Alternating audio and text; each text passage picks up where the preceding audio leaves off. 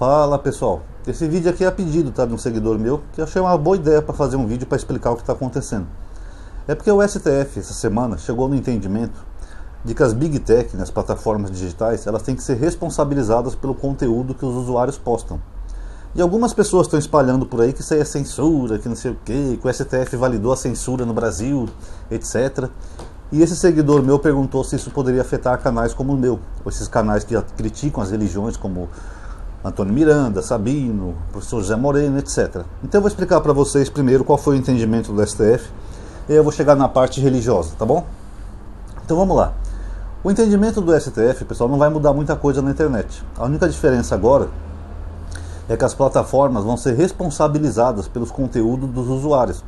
E esses conteúdos que eles vão ser responsabilizados são conteúdos que são crimes, como por exemplo racismo, xenofobia, homofobia, etc. Além de incluírem também crimes contra a democracia e deixaram de fora crimes contra a honra, injúria, ofensa, essas coisas.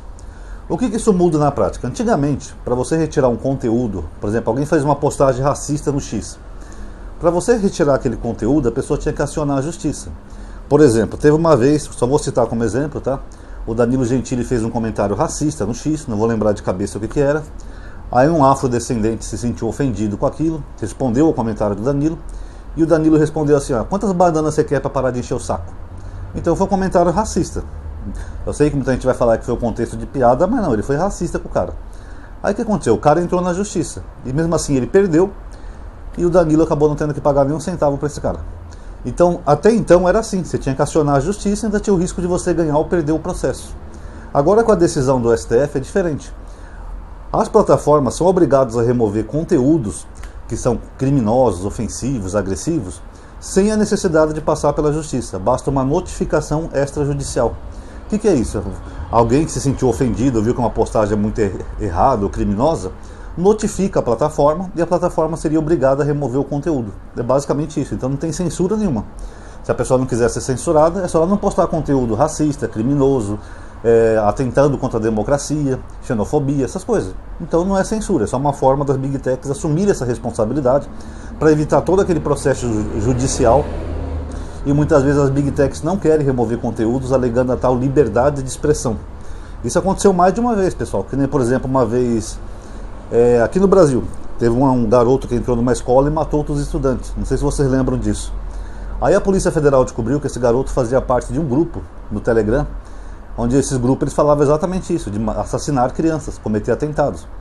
Aí a Polícia Federal, através da Justiça, pediu os dados das pessoas que estavam nesse grupo do Telegram, e o Telegram se negou. Falou, não, é para política de privacidade, nós não podemos revelar os dados de ninguém. Aí o STF determinou o fim do Telegram no Brasil, não sei se vocês lembram disso. Aí aquele russo, que é o dono do Telegram, ele resolveu entrar em acordo e fornecer os dados. Então é isso que o STF está definindo agora, pessoal, que as Big Techs não podem fazer tudo com a desculpa de proteção de dados ou liberdade de expressão. Até porque nesse caso é um caso mais sério, que envolve morte de crianças. E os caras não queriam dar os dados. Teve até um debate lá na Câmara entre o Flávio Dino e o Bananinha, que eu achei muito coerente as falas do Dino. Então, foi isso que o STF decidiu, tá? Não se preocupem com censura. Se vocês não querem ser censurados, não postem preconceitos na rede social. Nem atividades criminosas. É bem simples. Como dizia o Bolsonaro, né? É só não fazer merda, de matar, de estrupar, que não vai pra cadeia, pô. É a mesma coisa. Agora, isso vai afetar a liberdade religiosa? E se, por exemplo, eu fizer um vídeo aqui no meu canal falando assim, Jesus era um vagabundo. Só um exemplo, tá? Hipotético. Seria uma coisa bem pesada. Será então que a plataforma seria obrigada a derrubar o meu vídeo? Não, pessoal, na verdade, pelo que eu li do que foi entendido lá pelo STF, não envolve intolerância religiosa, apesar de ser crime, mas até então onde eu li não envolve isso. Porque já tem a lei de intolerância religiosa, qualquer pessoa que se sentir ofendida ou atacada na sua religiosidade pode acionar a justiça, tá? A justiça só age quando provocada.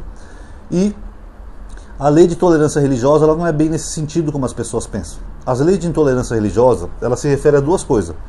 Você impedir alguém de exercer sua fé, seja qual for o motivo que for, ou qual for a religião que for, ou você atacar, discriminar alguém em razão da sua fé. É isso que é intolerância religiosa. Por exemplo, imagina que um cara vai arrumar emprego no mercado, chega lá ele vai com umas continhas do candomblé. Aí o patrão fala assim, ó, vou demitir esse cara que ele é do candomblé. Isso configura intolerância religiosa, porque ele está demitindo uma pessoa por causa da religião que essa pessoa pratica. Isso é crime. Imagina que um cara vai fazer um culto lá numa igreja, sei lá, no bairro, na casa dele, na garagem. Aí eu chego lá com um carro de som, com um alto-falante bem grande para não deixar ele fazer o culto. Eu estou impedindo ele de professar a fé dele. E isso é intolerância religiosa. Então a intolerância religiosa é o entendimento que a Constituição diz, no artigo 5º, que todo mundo tem o direito de ter a crença ou a não crença que quiser. Então você não pode impedir as pessoas e nem causar empecilhos para essa pessoa, quer seja agredindo ou quer seja impedindo de alguma coisa. Aqui não entra a gente do candomblé nessa rua. Isso é intolerância, tá? Agora, fazer vídeos criticando configura intolerância? Não, pessoal. Porque senão a gente vai entrar num paradoxo aqui. Porque, por exemplo, se eu faço um vídeo criticando a religião cristã, eu estou no meu espaço. Eu não estou indo no canal de algum cristão atacá-lo ou criticá-lo. Aí sim seria crime. Se eu chegar, por exemplo, no canal do Malafaia e falar: esse cristianismo é uma farsa, é um lixo, você é um bosta porque você é cristão. Aí sim seria um crime. Mas enquanto eu estou no meu canal expressando a minha opinião acerca de outra religião, isso não configura crime. Ainda que alguns exagerem por aí, peguem mais pesado, mas isso não é crime. Vocês querem ver um exemplo? As igrejas evangélicas. Tem muitas igrejas no Brasil, não todas, mas tem muitas igrejas que eles passam quase todo o culto atacando católicos e pessoal de religião matriz africana. Eu sei que eu já vi pessoalmente, eu já fui visitar essas igrejas e é bem assim que funciona. Você lembra lá daquele Von Helder, aquele bispo que chutou a santa?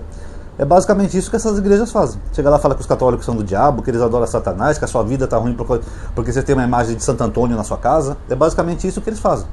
Então, se a gente for considerar que é crime você criticar outra religião dentro do seu ambiente, então eu teria que prender todo mundo. Ia ter que botar um bando de pastores na cadeia, porque eles fazem isso 24 horas por dia.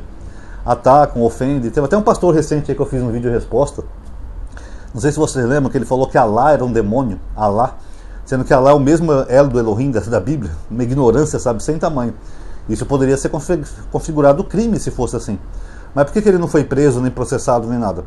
Ele não foi processado porque nenhum muçulmano entrou na justiça. Mas se quiserem, pode entrar. E ele não foi preso porque a intolerância religiosa não é isso. Ele está no espaço dele. Aliás, e ele não foi preso porque ninguém denunciou a justiça. Mas se ele estiver no espaço dele criticando, também não daria em nada. Porque ele está no espaço dele fazendo uma crítica a outra religião.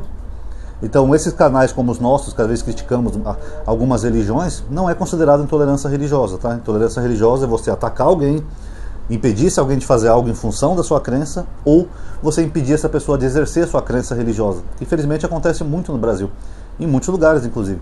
Teve um caso aí recente no Rio Grande do Sul, que uma mulher colocou uma imagem de Baphomet assim no muro da casa dela, e eles começaram a criar um tipo de uma igreja ali, né? Depois foi impedida de funcionar. Mas ali parece que foi questão de segurança, né? Porque senão as pessoas iam querer linchar, atacar aquelas pessoas. Isso sim seria crime. Você atacar uma pessoa em função da sua crença. Não importa qual seja a crença.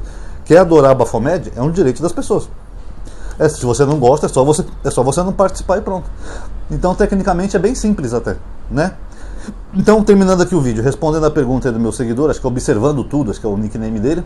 Então esses canais não são atingidos por essa mudança do STF. A mudança do STF é para crimes pesados e mesmo assim não tem crimes de honra, tá? Isso aí as plataformas não serão obrigadas a derrubar, o que eu achei uma boa decisão.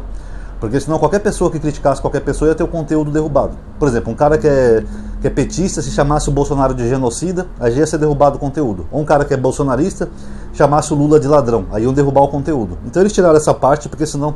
Aí sim seria uma coisa meio censura, porque ninguém ia poder criticar, mas ninguém ia xingar nas redes sociais. Ia valer para os dois lados, tá bom? Então tá aí, galerinha. Só um videozinho aí, resposta, tá? Quem gostou já sabe o ritual, dá um like, se inscreve no canal, ativa o sininho, blá blá blá blá blá. Enfim, você já conhece. Muito obrigado a todos aí que assistiram. Paz a todos.